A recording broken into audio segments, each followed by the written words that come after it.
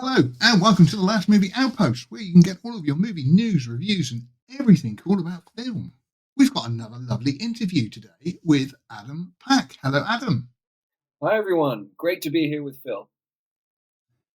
Adam is an actor from Hong Kong who has starred in a new movie called Tape. Now, this is an Asian remake of a Richard Linklater movie. The story is three former classmates reunite in Hong Kong, but a buried secret resurfaces, forcing them to confront their past, each other, and the limits of the truth. How would you describe the movie for people who are not familiar with it? I would describe the movie as a extremely intense an hour or so in a room, very small room, and you've got three people mentally hacking at each other. There's no bullets, there's no blood, but it's very intense.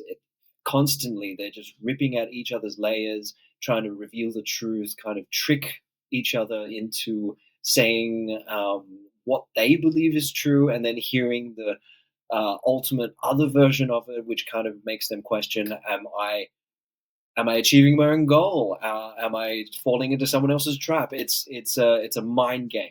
It's an extremely intense time in a very very small apartment in Hong Kong.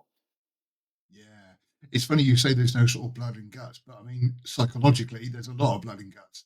It's all going on, isn't there? Yeah, yeah, psychologically, bleeding. My heart, Wing's heart, was ripped out and thrown on the floor. It's extremely intense.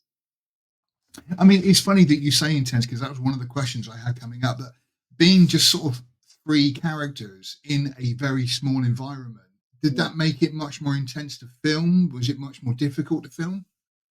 Definitely much more difficult, and with the fact that this film was filmed over 6 nights. So yeah, yeah, yeah. So the time constraint was huge too. So you really had to be on point for this one. The intensity only increased as we every time we did the scene. The first time we did it, it wasn't that intense. It was just really about remembering the words or making sure the flow went right. But as it went on, the character Steve Belber really wrote a really good script. As you go on and you follow it, like it's like an orchestra. You hear the oboes, you hear the big drums, you hear the thunder crack. The characters really speak to each other, and they really hook into each other's soul and try to reveal something. And because I remember being on set after having rehearsed it so many times, and when Kenny, the character that plays John, was questioning me, I felt, hey, wait a second, why do I feel guilty? I feel guilty because I'm supposed to be doing this, but I actually feel guilty. I really feel that this Kenny is asking me something, and it gets really intense. I guess in the moment, when you're in the moment, and as the scene goes, even though it wasn't filmed in chronological order, the line of questioning really affects your psychology as you're trying to answer the questions. I found my allegiances between all three characters changed quite a lot over the movie. So, I mean, an interesting question, and not going into spoilers, but an interesting question. But your character, Wing, is he the hero of the piece or the villain? Or is it not that black and white? Well, that is really up to your interpretation, isn't it? Of course, if you ask me as the actor, Wing is definitely the hero. I mean, you know, I'm victimizing myself, but I'm the winner. It's no, no. I think the winner in this, like after having been through the story, the been through the characters and what we were trying to achieve, I think the winners is the audience. The audience, with the audience, you kind of realize that when you go through certain situations in life where you're not really sure how to react or whether or not you should speak up about it, this movie is meant to highlight situations like that. You don't have to be quiet if the world is, oh, not the world, but certain people have been unfair to you, you can speak up, and you're not the only one. I think the audience is, if you can get through this intense film, you learn that in life you can mature and speak up or speak up for others. That's what I. Yeah, there's obviously different people will identify with different characters, even though there's only three of them. You kind of identify with one of them, and like I say, Wing was. a very, like I say, my allegiances kind of kept going to him and then away from him and then back to him and then not sure. And it was just, like you say, the writing was just incredibly clever. Yeah, incredibly clever. Like there are some moments where you look at Wing, the character. Oh, he's just meeting up with a friend. Oh, wait, did he just trick someone? And then wait, how smart is this guy? But then at the same time, he seems like one of the dumbest blokes there. I think dynamic that Steve Belber wrote into the script, and that's why I love the script so much. Actually, I loved it the first time I saw it in Blockbuster. It was oh gosh, no, You're how long ago? showing your age now, there, mate. That's okay. That's fine. I'm Wing anyway. Yeah, when I saw Ethan Hawke, Uma Thurman, and Robert Leonard do it's just amazing. Like there's no planes crashing, there's no earthquake, there's no end of the world. But I love the film intensely because of their investigation and their line of questioning towards each other's character. And you reach certain points where that everything falls apart. That the character changes, and you just kind of think, who's the good guy, who's the bad guy here? It's funny that you say it's kind of not the end of the world, because it's kind of almost the end of the world for some of the characters. Not giving away much, but Well, it kind of is in that. about too much. But no, yes, that's right. Because the ultimate smartest, you can say, protagonist or antagonist is actually very, very intelligent, and constantly you feel like you're the one trapping people when you're actually walking into someone else's trap. I think that's the beauty of this, where the knowledge of what happens or what happened at the time can kind of change the entire perspective of the way you see incidents or your own life ultimately. So I mean, it's an unusual one because it's an Asian remake of an American movie, whereas obviously Mhm. most of the time it's kind of the other way around. Was there then pressure on you to get it right? And also, I must ask, because I must admit, usually with movies, I've seen everything in the entire world, but this was a new one on me, and it's on my watch list to watch. But I've watched your version first. Was there much of a change in the from the original? Oh, for my original, as in the Richard Richard Linklater. Linklater. Yeah, Yeah. it's totally different, totally different in that. Okay. I think when you put it into the Asian society, the same sort of story, so the assault, the what actually happened, it gets a little bit darker. It gets a little bit darker. I understand that in America it's dark anywhere, but Yeah. in Hong Kong, where we're kind of taught to have a particular respect towards life, and for that respect to be kind of um, betrayed, Yeah. the vendetta just gets that much bigger, whether it be for Wing or for Amy or for John for that matter. And I think when you're friends in Asia, you kind of have you look out for each other, that sort of thing, and betraying someone that you've known for so long. No, we're not even talking family here. You can treat your friend Yeah. as family, and that distrust to but you see, it's not like in my mind, it's not like the characters don't like each other. It's just that they need to push the other characters to a certain limitation so that they kind of crack. They kind of reveal the truth. Whether or not there's iron inside or whether or not it's just tofu inside. You push them to that point, and that can be very, very humiliating in an Asian society. So I think that Okay. changing the culture actually intensified the situation, because like Hong Kong's a place where there's lots and lots of people, and living here, I haven't lived here all my whole life, but what I've learned is when you can get out of a room quickly, there's 1,000 excuses, and I don't like to be in a room with so many people. I can be out of there in a second, but to be intensely locked up in a room and for the Yeah. characters to kind of gravitate back into the room to kind of clarify certain things Yeah. is something that is quite rare. I mean, this script is quite rare in this neck of the woods. Like I say, it was incredibly intense. It was very good. I was kind of left just sat thinking about the ending for quite a while afterwards.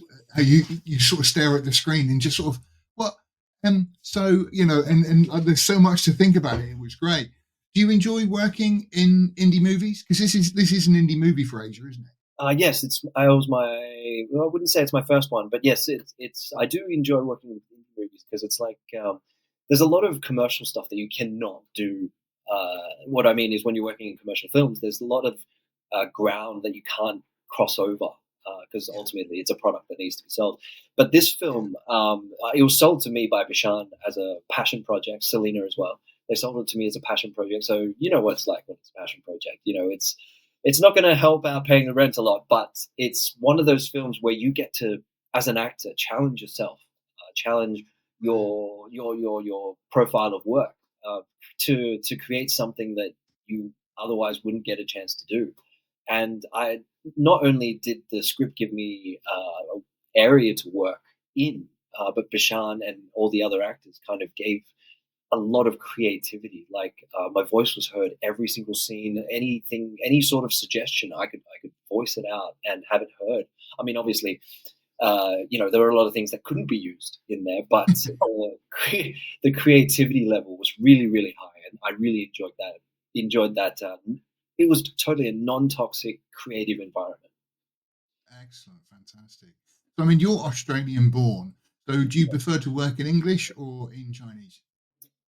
Well, that's a luxury I don't have at the moment. Oh, right. Maybe I've done 99% of my work is in Cantonese or Mandarin, Oh, which okay. kind of I guess it's a bit of karma because when I first arrived in Australia, I said to because my parents would try to teach me Asian languages like the whole myriad of them: Shanghainese, Mandarin, Cantonese. My family's Mongolian heritage, and I kind of said to myself, I don't want to do it. It's embarrassing. I don't know why I need to do it. I'm going to give it up. Done. English is my only language. That's it. And then what happens? Karma kicks you right in the. 20 years later, I go back and I have to start from scratch, learn every single one of those brushstrokes, every single word, every single sound, and yeah, you just that's life. Okie doke. We are going to have a quick fire round. Okay.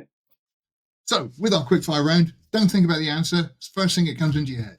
Okay. It's very simple. It's very simple questions. They're not complicated. Tea or coffee? A tea.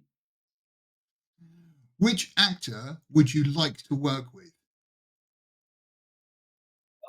Nicole Kidman. I Okay. actually didn't. Yeah, I'd say Nicole. Okay. Right. Yeah. No, that's fine. Like I say, What kind of it's not. Australia are If you don't get them wrong, there's no penalties or anything. they? Okay. What's the best movie ever made? Tape, obviously. Oh, Dune, the old one. Oh, okay. All right, interesting. What's your favourite movie? Doesn't have to be the best. Oh, Lawrence of Arabia. Okay. Marvel or DC? Oh, I really want it to be DC, but Marvel's winning. What's your favourite TV show? Uh, Basil Fawlty. 40 Towers, right? Fair enough. That is a good answer. 40 Towers it's one of those things that you grow up in England watching, and I know them all were perfect, but they're all still brilliant. It's Um, fantastic. if there's any movie that's ever been made that you wish you could have starred in, what movie would it be? Oh, I would really like to have been in the Matrix. Oh, right, okay, yeah. Really like to Star be. Wars or Sorry. Star Trek? Oh, come on. Star Wars. Even though Star Trek makes more sense, but definitely Star Wars. No, I didn't even see that in the background. Well, I was just going to say with your answer there, even though Star Trek makes more sense, and I was about to get on a soapbox, but I'm not going Okay. to. Have you ever been starstruck in Who By? Oh, constantly, constantly. Donnie Young. Donnie Young's the most recent one. Wow, oh, that is impressive because yeah, Donnie Yen's amazing. Have you got a favourite band or singer? Oh, The Verve. Favorite singer would definitely be Frank Sinatra. Oh, okay. What's the most amount of tape you've ever had to do? Oh, this is embarrassing. I can't say this. I finished everything within 3 takes. Um, it could be 20. It could be 20. Okay. Yeah. They were very nice about it, but yeah, 20. 20. What's the most fun you've ever had on set? Ooh, ooh, ooh. It was in France. It was in France, filming Emmanuel. The food was great, the Okay. people were great, and yeah, the safety standards were above anything that I've ever seen before. And that's the end of our quick fire round. All right, I can breathe now. Firstly, some nice random questions just to get to know Adam a little bit. So, what projects have you got coming up that you can tell us about? Projects. I just finished one. I just fresh off. You can say fresh off the plane, fresh off the boat, from Malaysia. We Mandarin Motion Pictures, my home team. We went to Malaysia and co-produced a film, which I really really like doing because I've never really I've filmed in Malaysia before, but working with other Malaysian actors, it was actually really really nice. Their quality of film and filmmaking is no less than any other country. It's definitely a learning experience for me, and that will be well. I just made it, so that will be coming out maybe next year. And I'm about to go to China. I can't say too much about it, but there's the technology. China's got this ability to kind of make really, really exclusive techniques available, and I'll be fortunately be able to work with stuff that I've never done before. So really, really Interesting. looking forward to that. And if anyone's a fan of Hong Kong TV, View TV, Hoi TV, there's lots of stuff that I'm involved with that are coming out now. So please follow me on my IG on Mr. Adam Park, and you'll get the updates. Awesome. So, where can people see Tape? You know, at the moment. Tape is one of those elusive films that everyone wants to see but cannot see. It's not because it's exclusive; it's just because of every film has its own life, and this one's a very mysterious one. There was a short run in Hong Kong of only special screenings, and I believe now there are special screenings in the UK, but it doesn't actually come out till September 18, officially in the UK. As to America or Malaysia or in Japan, I really am not sure. I do hope it comes out more and more because all the fans are hounding me. You know when it's coming out. Why don't you tell me? I will, It's more when fun I that know, way. you'll know. Yeah. There you go. I'll put a link to your Instagram down below in the comments so that people can follow Thanks, you Phil. because obviously you make them known there. So I have an interview with Bison Tong. Is it by Sean? Bishan. Bishan. Bishan. He's also a weird one. He's mixed of so many different cultures, and he chose to make his films or to be heard in Hong Kong. I love the guy. He's very creative, very very smart. I have an interview with him very soon. So again, we'll be talking about Tape. But in the meantime, Adam, thank you so much for joining us. We really do appreciate you joining us on the Last Movie Outpost. Okay, great. Lovely to meet you, Phil, and love your content. Keep up the good work.